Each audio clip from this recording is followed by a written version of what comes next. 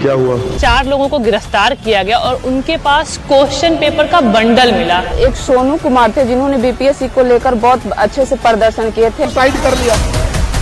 Central superintendent का मृत्यु हो जाती है और वो संदेहात्मक है हमारे लिए। प्रश्न पत्र जी ट्विटर पे ट्रेंड कर रहा है। 28 सेंटरों का लिस्ट है जहाँ पे गड़बड़ियाँ हुई है, जोक बना दिया है। अब सरकार क्या कर रही है? अब सरकार कुछ भी नहीं कर रही। ऐसी निकम्मी सरकार हमें नहीं चाहिए। हजारों करोड़ का ये घोटाला है, स्कैम है।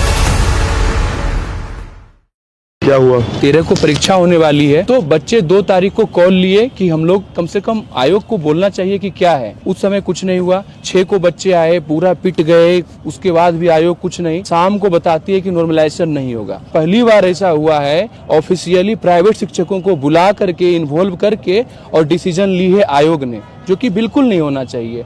स्टेक होल्डर हम विद्यार्थी हैं, अगर आपको बुलाना था तो प्रोफेसर बुलाते। 15 को शेड्यूल था 15 नवंबर को कि छात्रों से संवाद होगा, लेकिन ऐसा नहीं हुआ क्योंकि 4 दिन इनका पोर्टल इनका डिस्टर्ब रहा, जिसके कारण से लगभग 80,000 बच्चे वंचित रह गए फॉर्म भरने से। उन्होंने रजिस्ट्रेशन किया, लेकिन इतनी जटिल प्रक्रिया थी इस बार भरने का।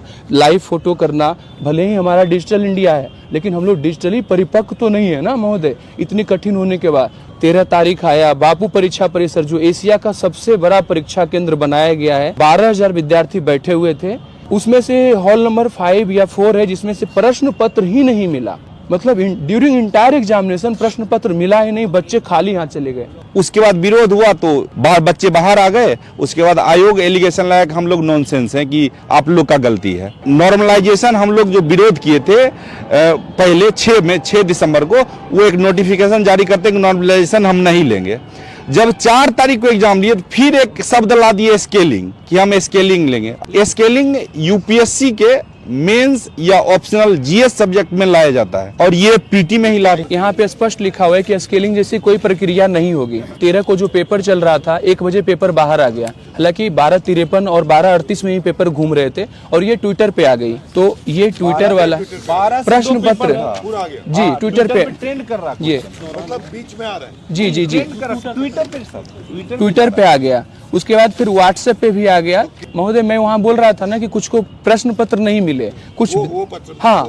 और ये ऑफिशियल आयोग का स्टेटमेंट है कि बच्चे उपद्रवी थे, कुछ असामाजिक तत्व घुस गए थे। महोदय मैं ये जानना चाहता हूँ कि जब क्या फॉर्म भरा रहा था तो उन्हें पता था कि बापू परीक्षा केंद्र में हमारा सेंटर होगा, तो हम लोग उपद्रवी कैसे हो गए? परम ज्ञान निकेतन गया है जहाँ पे माइक से अनाउंस हो रहा है आंसर। तो मतलब ये पूरा मजाक बना दिया है, इसको जोक बना दिया है। हम लोग तो री एग्जाम जा रहे थे और आयोग बोली कि नहीं, क्वेश्चन पेपर आउट नहीं हुआ, क्वेश्चन पेपर बाहर आए ही नहीं। 2 दिन बाद 4 लोगों को गिरफ्तार किया गया और उनके पास क्वेश्चन पेपर का बंडल मिला। अब सरकार क्या कर रही है? अब सरकार कुछ भी नहीं कर रही। बापू परीक्षा परिसर में एग्जामिनेशन हो रहा था, उससे पहले ही वहाँ पे सेंट्रल सुपरिटेंडेंट का मृत्यु हो जाती है और वो संदेहात्मक है हमारे लिए। जबकि हम लोग पिछले 18 तारीख से गर्दनी बाग में बैठे हुए। आपकी क्या सोच है कि ये पूरा सिस्टम कोलैप्स हुआ है? हजारों करोड़ का ये घोटाला है, स्कैम है। हजारों करोड़ का स्कैम है और हम सिर्फ इतना कहते हैं कि री एग्जाम हमको करवा दीजिए। और सीएम आपसे बात क्यों नहीं कर रहे? ये बिहार के अंदर में एक रैकेट चलता है, जो कि पूरा का पूरा एसएससी का पेपर हो, एनटीपीसी का पेपर हो, दरोगा का पेपर हो, बिहार पुलिस का पेपर हो।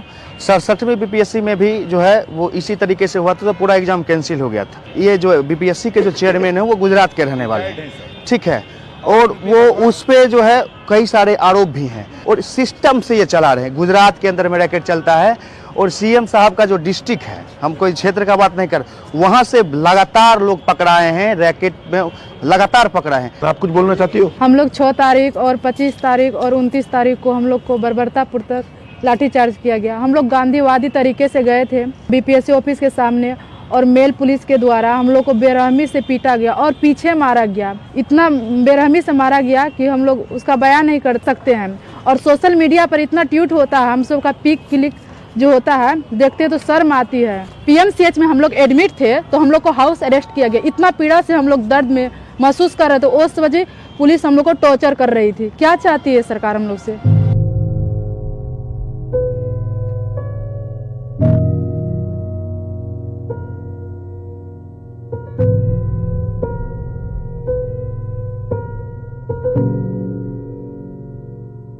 सर बीपीएससी चेयरमैन का कहना है कि 1 सेंटर पर गड़बड़ी, जबकि सर मेरे पास 28 सेंटरों का लिस्ट है, इसमें 22 और दे दीजिए।